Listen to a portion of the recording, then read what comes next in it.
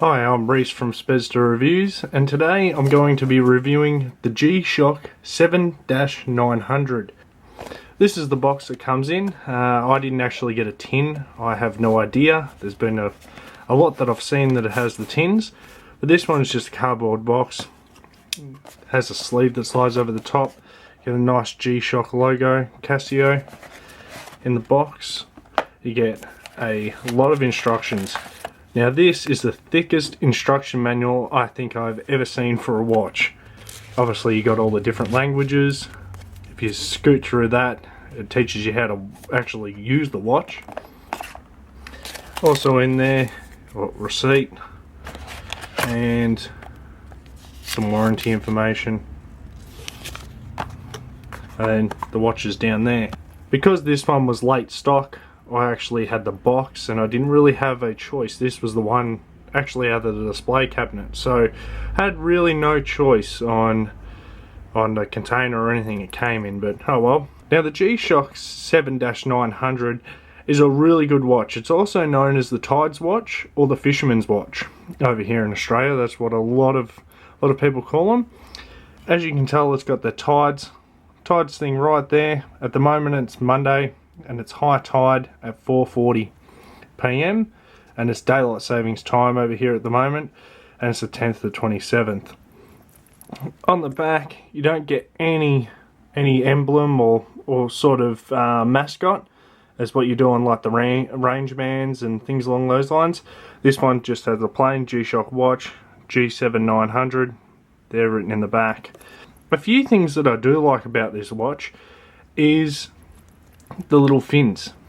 These little fins, when it's actually on your wrist, which I'll show you later, it actually pushes the face of the watch actually up off your wrist, so dirt, debris, sweat can actually clear from underneath. This one does not have the double buckle. It is just a single buckle, stainless steel. Looks really nice. This one, the features it does have is it has a moon phase. So if you hit mode, it's the moon, and if you hit adjust, also goes the tide. Now you can actually cycle through the tides, what the tide's going to be at certain times throughout the day. So if you're planning a fishing trip, it is really good. I use this a lot, especially on my fishing channel. Hit mode, it's got Stopwatch 1, a Stopwatch 2, and a timer. Has an alarm. I don't actually use the alarm feature. It's not something that I really do use on watches. I normally use something else like a bedside clock or mainly my phone. And it also has world time, so you can cycle through all the different times, which is pretty good, pretty neat. But if you do hit the stop button, it goes straight into 24-hour time, so you can use 24-hour time, or you just bring it back to the 12-hour. If you hold down adjust, you can then cycle through all the settings. Daylight savings time, obviously you flick that off and it will take it an hour back or an hour forward, whichever way it has to go.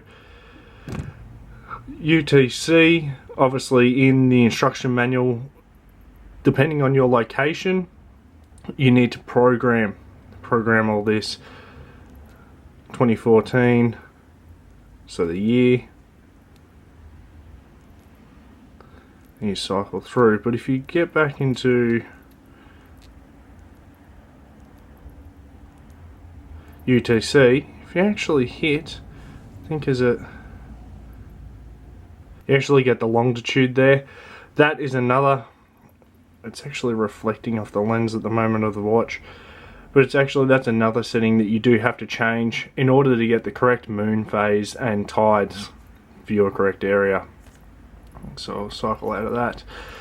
In the moon phase, I actually quite like it. It's a little dial up the top, and that is actually very accurate. I've dialed this in pretty much spot on to where I live, and it is very accurate. You look outside, you look at the moon phase, and it is actually pretty much spot on, especially with tides. The tides are pretty spot on as well. When I go fishing in bays, etc., the tides are pretty much spot on as well. if you cycle through and you hit the moon, you can also cycle through the moon as well. Cycle through the moon, it shows you the different dates. Obviously I'm going back. You can cycle through, especially if you've got a trip, you want to do like a fishing trip or a hunting trip or whatever you want to do. You go, righto, the 1st to the 11th is going to be a half moon.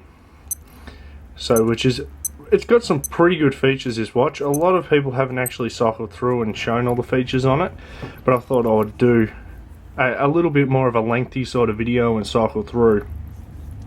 Now the make of the watch, it's like a rubbery, it's got like a rubbery coating over the top of the whole watch. It doesn't rub off easily either. I've noticed that I've dropped this watch a few times when I've taken it on my wrist.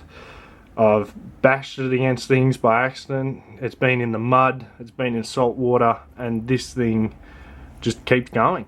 You know, it just hasn't died yet. So that was one of the main things why I went for a G-Shock. These things do last. I've gone through countless amounts of watches, especially out fishing and climbing in the mud and whatever you do outdoors, and I tend to go through a lot of watches. On the back it's stainless steel, and this is also, I don't know if we can focus.